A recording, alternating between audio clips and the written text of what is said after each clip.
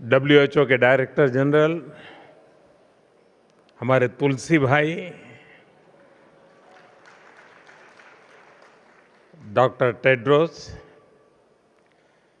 केंद्रीय स्वास्थ्य में मेरे साथी मंत्री जेपी नड्डा जी, आयुष राज्य मंत्री प्रताप राव जाधव जी, इस आयोजन से जुड़े अन्य देशों के सभी मंत्रीगण, विभिन्न देशों के राजदूत, सभी सम्मानित प्रतिनिधि, ट्रेडिशनल मेडिसिन क्षेत्र में काम करने वाले सभी महानुभाव, देवी और सज्जनों, आज दूसरी WHO global summit on traditional medicine का समापन दिन है। पिछले 3 दिनों में यहां पारंपरिक चिकित्सा के क्षेत्र से जुड़े दुनिया भर के एक्सपर्ट्स ने गंभीर और सार्थक चर्चा की है। मुझे खुशी है कि भारत इसके लिए एक मजबूत प्लेटफॉर्म का काम कर रहा है और इसमें डब्ल्यूएचओ की भी सक्रिय भूमिका रही है। मैं इस सफल आयोजन के लिए डब्ल्यूएचओ का, भारत सरकार के आयुष मंत्रालय का और यहां उपस्थित सभी प्रतिभागियों का हृदय से आभार व्यक्त करता हूं। साथियों, ये हमारा सौभाग्य है और भारत के लिए गौरव की बात है कि WHO global centre for traditional medicine Bharat के जामनगर में स्थापित हुआ है। 2022 में ट्रेडिशनल मेडिसिन की पहली समिट में विश्व ने बड़े भरोसे के साथ हमें ये दायित्व सौंपा था। हम सभी के लिए खुशी की बात है कि इस ग्लोबल सेंटर का यश और प्रभाव लोकली से लेकर के ग्लोबली एक्सपेंड कर रहा है। इस समिट की सफलता इसका सबसे बड़ा उदाहरण है। इस समिट में ट्रेडिशनल नॉलेज और मॉडर्न प्रैक्टिसेस का कन्फ्लुएंस हो रहा है। यहां कई नए इनिशिएटिव भी शुरू हुए हैं जो मेडिकल साइंस और होलिस्टिक हेल्थ के फ्यूचर को ट्रांसफॉर्म कर सकते हैं। समिट में विभिन्न देशों के स्वास्थ्य मंत्रियों और प्रतिनिधियों के लिए बीच विस्तार से संवाद भी हुआ है। इस संवाद ने जॉइंट रिसर्च को बढ़ावा देने, नियमों को सरल बनाने और ट्रेनिंग और नॉलेज शेयरिंग के लिए नए रास्ते खोले हैं। ये सहयोग आगे चलकर ट्रेडिशनल मेडिसिन को अधिक सुरक्षित, अधिक भरोसेमंद बनाने में महत्वपूर्ण भूमिका निभाएगा। साथियों, इस समिट में कई अहम विषयों पर सहमति बनना हमारी मजबूत साझेदारी का प्रतिबिंब है। रिसर्च को मजबूत करना, ट्रेडिशनल मेडिसिन के क्षेत्र में डिजिटल टेक्नोलॉजी का उपयोग बढ़ाना, ऐसे रेगुलेटरी फ्रेमवर्क तैयार करना जिन पर पूरी दुनिया भरोसा कर सके, ऐसे मुद्दे ट्रेडिशनल मेडिसिन को बहुत सशक्त करेंगे। यहां आयोजित एक्सपो में डिजिटल हेल्थ टेक्नोलॉजी, एआई आधारित टूल्स, रिसर्च, इनोवेशन और आधुनिक वेलनेस इंफ्रास्ट्रक्चर, इन सब के जरिए हमें ट्रेडिशन और टेक्नोलॉजी का एक नया कोलैबोरेशन भी देखने को मिला है। जब ये साथ आती हैं तो ग्लोबल हेल्थ को अधिक प्रभावी बनाने की क्षमता और बढ़ जाती है। इसलिए इस समिट की सफलता ग्लोबल दृष्टि से बहुत ही अहम है। साथियों, पारंपरिक चिकित्सा प्रणाली का एक अहम हिस्सा योग भी है। योग ने पूरी दुनिया को स्वास्थ्य, संतुलन और सामंजस्य का रास्ता दिखाया है। भारत के प्रयासों और 175 से ज्यादा देशों के सहयोग से संयुक्त राष्ट्र द्वारा 21 जून को योग दिवस घोषित किया गया था। बीते वर्षों में हमने योग को दुनिया के कोने-कोने तक पहुंचते देखा है। मैं योग के प्रचार और विकास में महत्वपूर्ण योगदान देने वाले हर व्यक्ति की सराहना करता हूं। आज ऐसे कुछ चुनिंदा महानुभावों को पीएम पुरस्कार दिया गया है। प्रतिष्ठित जूरी सदस्यों ने एक गहन चयन प्रक्रिया के माध्यम से इन पुरस्कार विजेताओं का चयन किया है। ये सभी विजेता योग के प्रति समर्पण, अनुशासन और आजीवन प्रतिबद्धता के प्रतीक है। उनका जीवन हर किसी के लिए प्रेरणा है।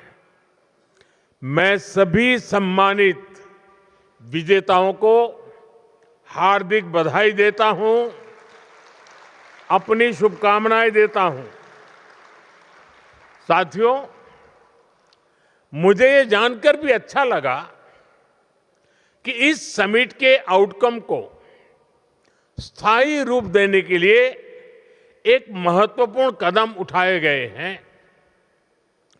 ट्रेडिशनल मेडिसिन ग्लोबल लाइब्रेरी के रूप में एक ऐसा ग्लोबल प्लेटफॉर्म शुरू किया गया है जो ट्रेडिशनल मेडिसिन से जुड़े वैज्ञानिक डेटा और पॉलिसी डॉक्यूमेंट्स को एक जगह सुरक्षित करेगा। इससे उपयोगी जानकारी हर देश तक समान रूप से पहुंचने का रास्ता आसान होगा। इस लाइब्रेरी की घोषणा भारत की G20 प्रेसिडेंसी के दौरान पहली WHO ग्लोबल समिट में की गई थी। आज ये संकल्प साकार हो गया है।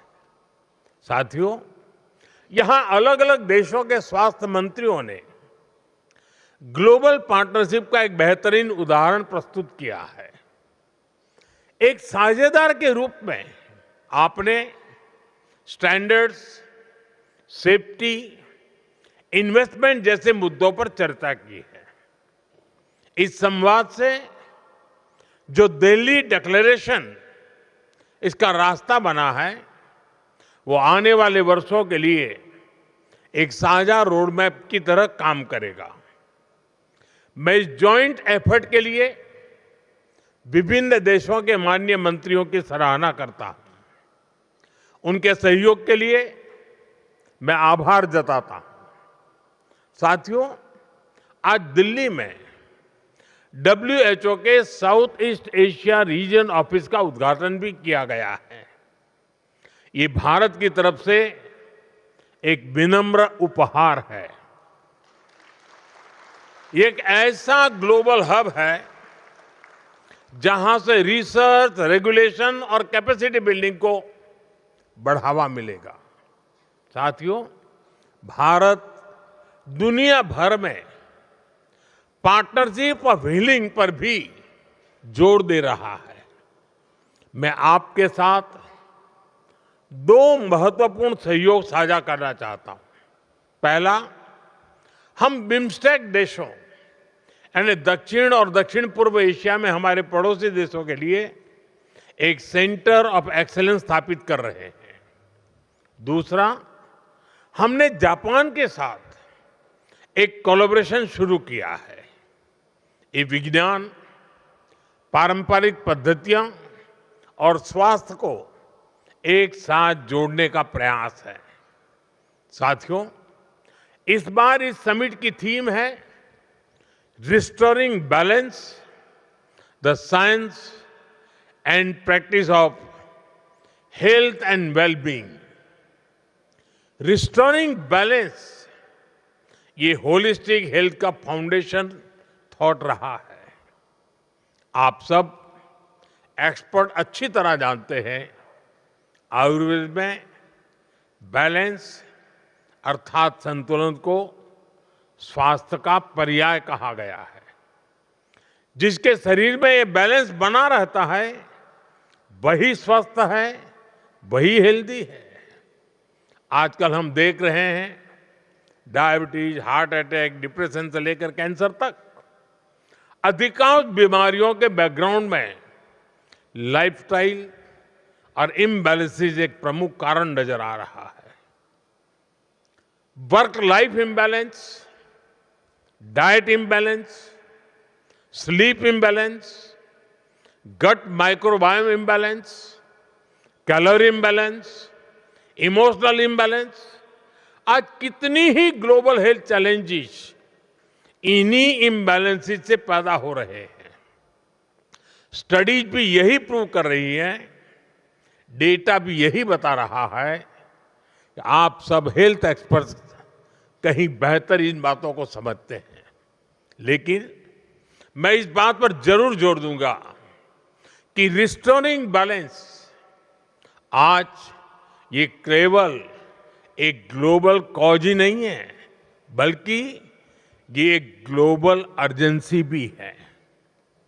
इसे एड्रेस करने के लिए हमें और तेज गति से कदम उठाने होंगे।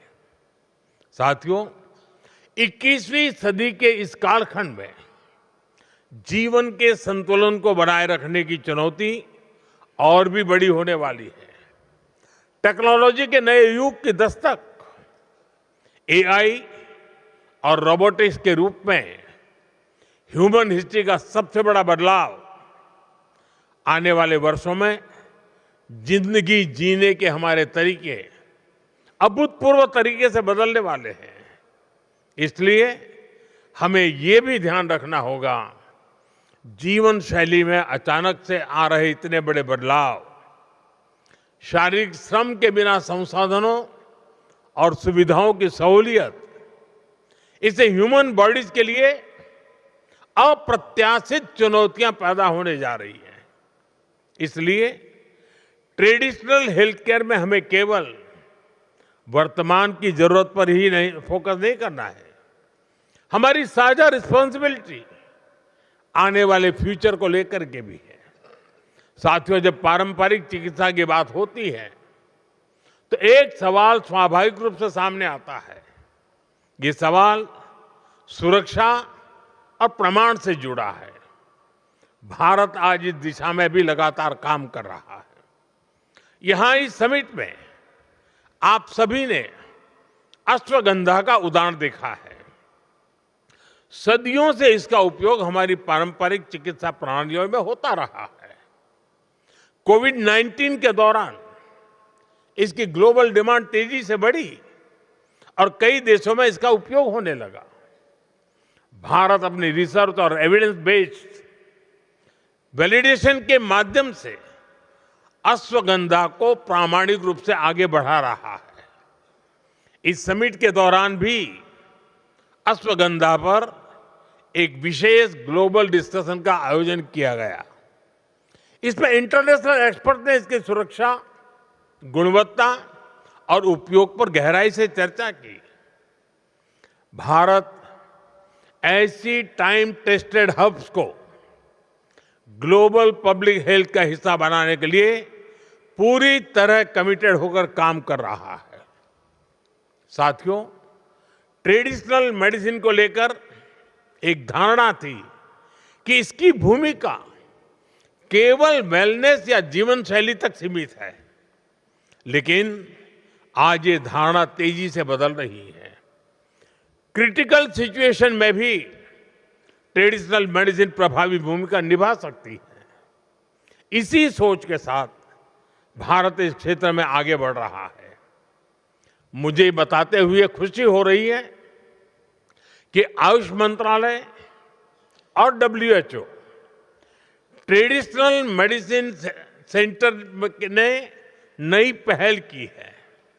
दोनों ने भारत में इंटीग्रेटिव कैंसर केयर को मजबूत करने के लिए एक जॉइंट एफर्ट्स किया है। इसके तहत पारंपरिक चिकित्सा प्रणालियों को आधुनिक कैंसर उपचार के साथ जोड़ने का प्रयास होगा। इस पहल से एविडेंस बेस्ड गाइडलाइन तैयार करने में भी मदद मिलेगी। भारत में कई अहम संस्थान स्वास्थ्य से जुड़े ऐसे ही गंभीर विषयों पर क्लिनिकल स्टडीज कर रहे हैं। इनमें एनीमिया, आर्थराइटिस और डायबिटीज जैसे विषय भी शामिल है। भारत में कई सारे स्टार्टअप भी इस क्षेत्र में आगे आए हैं। प्राचीन परंपरा के साथ युवा शक्ति जुड़ रही है। इन सभी प्रयासों से ट्रेडिशनल मेडिसिन एक नई ऊंचाई की तरफ बढ़ती दिख रही है।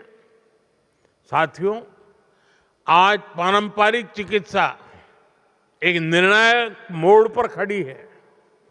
दुनिया की बड़ी आबादी लंबे समय से इसका सहयोग लेती आई है, लेकिन फिर भी पारंपरिक चिकित्सा को वो स्थान नहीं मिल पाया था जितना उसमें सामर्थ्य है। इसलिए हमें विज्ञान के माध्यम से भरोसा जीतना होगा। हमें उसकी पहुंच को और व्यापक बनाना होगा। ये जिम्मेदारी किसी एक देश की नहीं है, ये हम सबका साझा दायित्व है। पिछले 3 दिनों में इस समिट में जो सहभागिता, जो संवाद और जो प्रतिबद्धता देखने को मिली है, उससे ये विश्वास गहरा हुआ है कि दुनिया इस दिशा में एक साथ आगे बढ़ने के लिए तैयार है। आइए हम संकल्प लें कि पारंपरिक चिकित्सा को विश्वास, सम्मान और जिम्मेदारी के साथ मिलकर के आगे बढ़ाएंगे। एक बार फिर आप सभी को इस समिट की मैं बहुत बहुत बधाई देता हूं। बहुत बहुत धन्यवाद।